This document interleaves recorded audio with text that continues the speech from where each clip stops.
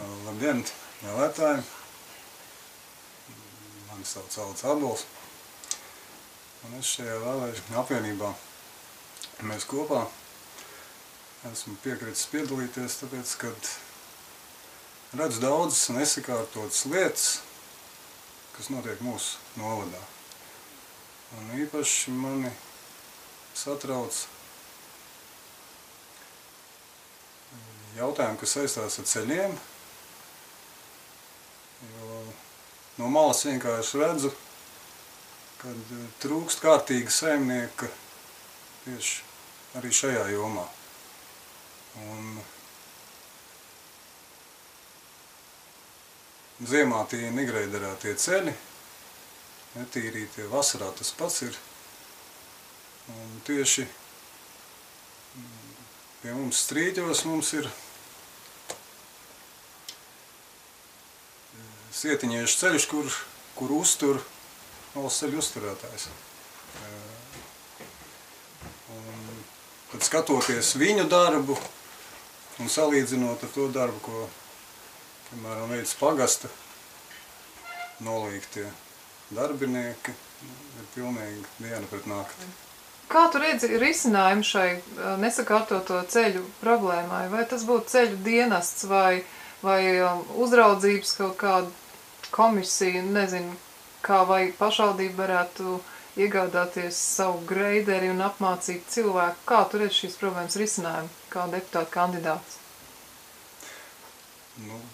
Prātīgāk jau būtu noteikti, ja būtu pašvaldībai sava tehnika, savs speciālists, tad arī tieši varētu prasīt atbildību un to kontroli. Jo tā no malas vērojot, kā te notiek visu tā ceļu uzturēšana, īpaši neviens nav ieinteresēts, lai tas ceļš tik tiešām pēc tam arī kalpot kaut vai 5 vai 6 gadus vēlāk. Greiderēšanas kvalitāte un vismaz, cik es saprotu, tā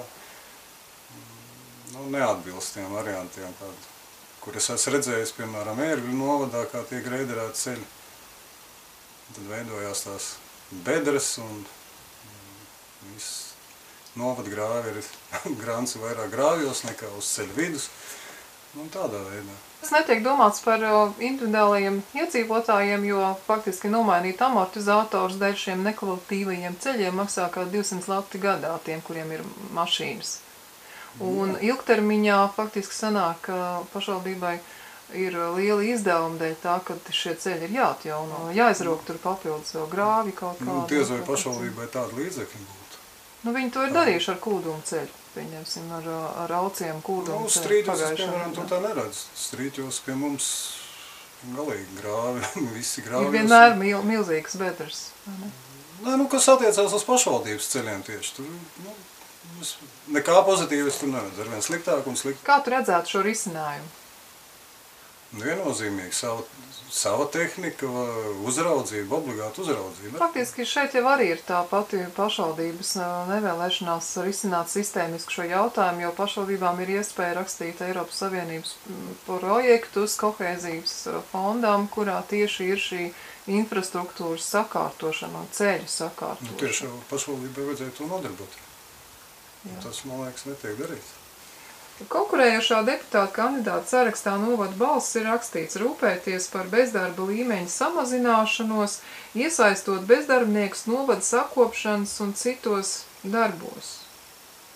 Kādi tev būtu komentāri gan par šo citātu, gan arī par bezdarbu, kā viņi varētu risināt Pārgājas novadā? Piemēram, mūsu Strīķu galā. Arī es redzu to, ka tā nauda, visa tā darba organizācija, visa ir palaista kā tādā pašplūsmā. Ja cilvēks iet strādā, saņem 100 latus, tad viņš jau gandrīz viņš nosaka, cik es strādāšu, cik daudz, kā, ko. Arī trūkst kontrolas par tiem darbiem. Un ja arī piemēram, tie darbi nav tik daudz, bet,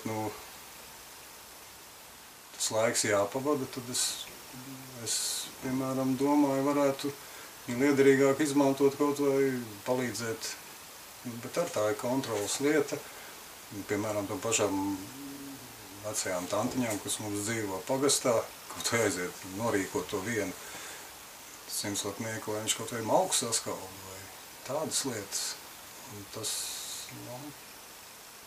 Tad faktiski tu uzskati, ka ir liederīgi ne tikai sakopt šo teritoriju kā skaistu, bet arī izmantot sociālajā sfērā šo bezdarbnieku, simtlatnieku, es domāju konkrēti simtlatnieku pakalpojumus. Jā, jo uz Sietiņiešu ceļš, kas ir, tur simtlatnieki veids praktiski pašvaldības cilvēki tīra valsts ceļu piederošās grāvis.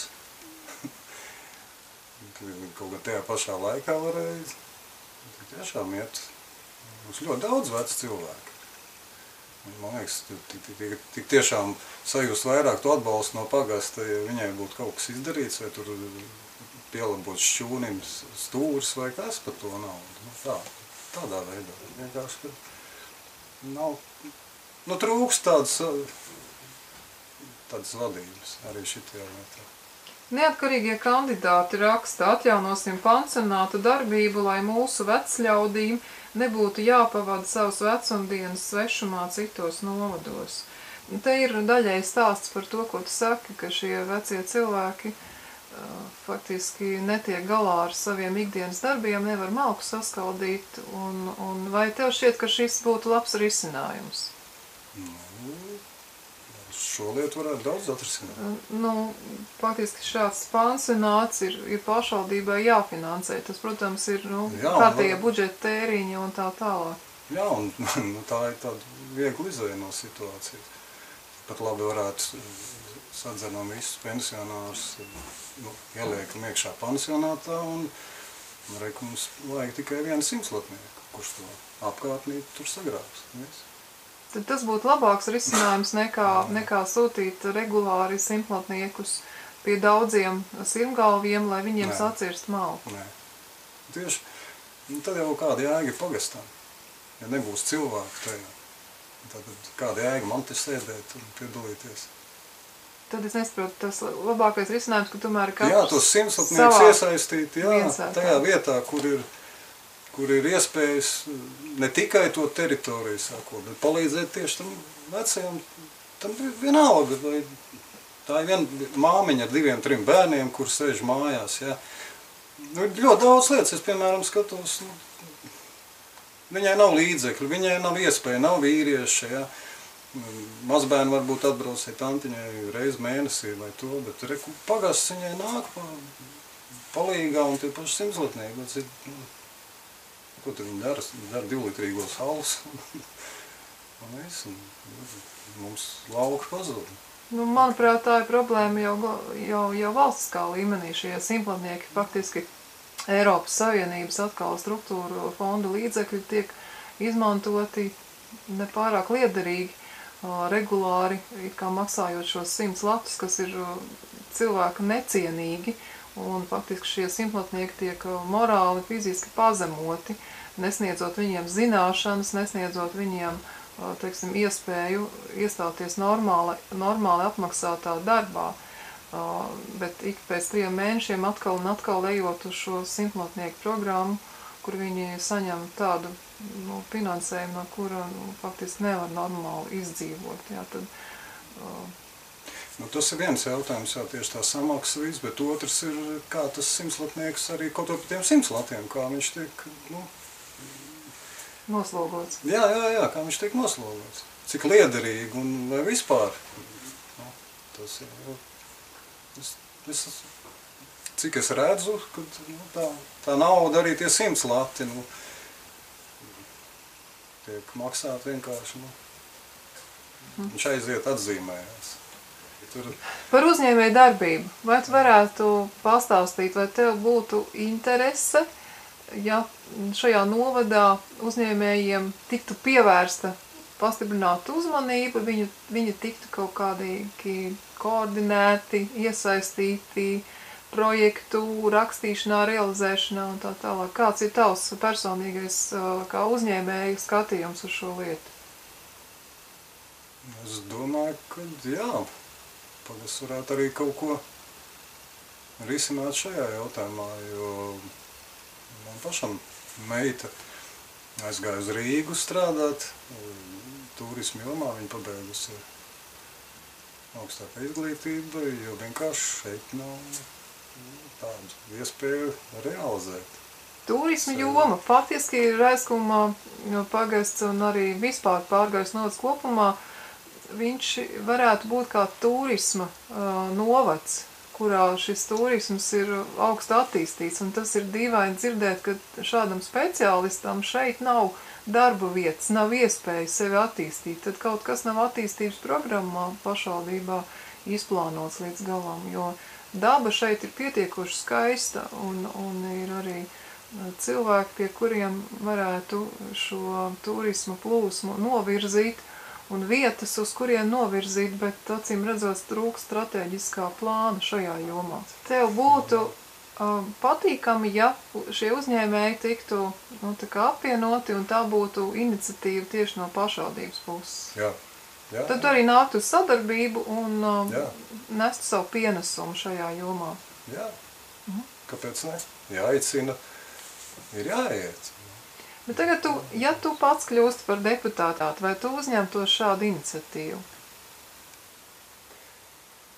Katrā ziņā viens arī var gāzt kalnus un daudz, bet tas ir atkarīgs tikai no komandas darba.